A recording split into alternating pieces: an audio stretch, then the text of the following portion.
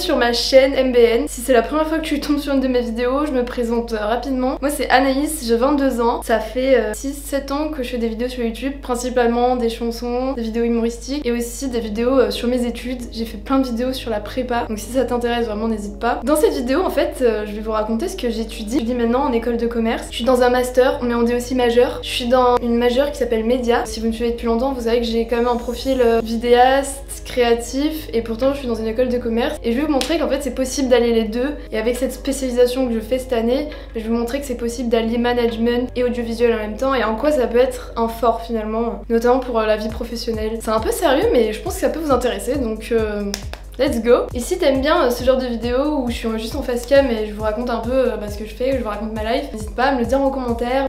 J'ai fait une prépa ECE, économique, à Bordeaux, à Sainte-Marie, Grand-Lebrun.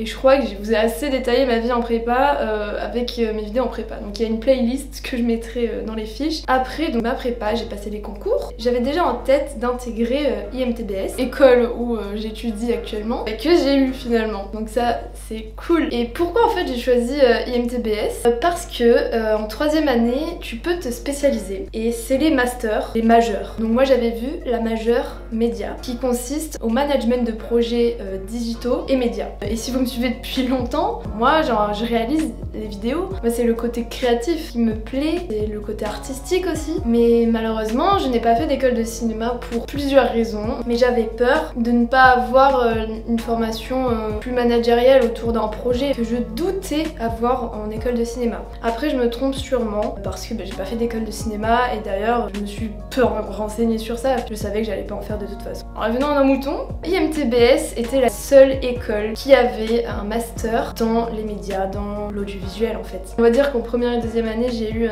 une formation très générale, très globale. Et en 3e année, moi je n'attendais que ça, c'était enfin commencer mon master média. Et j'ai pas été déçue puisque l'un des plus gros projets c'est de réaliser un court-métrage. Mais avant de vous parler du court-métrage, je vais vous parler des matières qu'on a pu avoir, et je vais vous montrer qu'on reste quand même dans une école de commerce, c'est pas une école de cinéma, donc on nous a appris des choses techniques, donc comment filmer, comment monter, mais c'est surtout la gestion d'un projet qu'on a étudié. Par exemple, on a des cours de les technologies du web et on a appris à créer un site web en fait. J'ai utilisé des outils que jamais j'aurais pensé utiliser une fois dans ma vie, jamais j'aurais pensé que j'allais coder dans ma vie.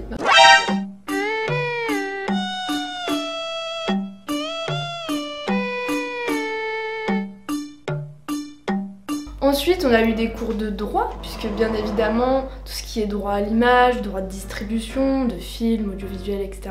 Il faut être au courant de tout ça si on veut travailler dans les médias plus tard. On a aussi eu des cours pour apprendre à utiliser ce qui est Photoshop, Illustrator, After Effects et Premiere. On a eu également plusieurs interventions de personnes qui travaillent dans le milieu des médias.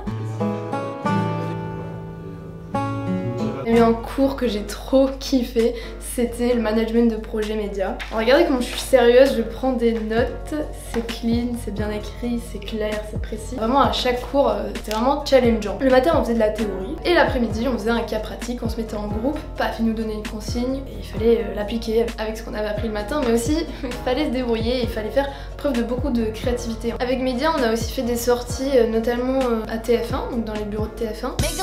Downtown, walking fast, faces pass and I'm homebound. On a même croisé Monsieur Pernaut. C'est pas ouf ça? Le projet phare de cette majeure, c'est qu'on doit faire un court-métrage. Je vais vous mettre des extraits du court-métrage qu'on a réalisé. Et toi, Malo? Ouais.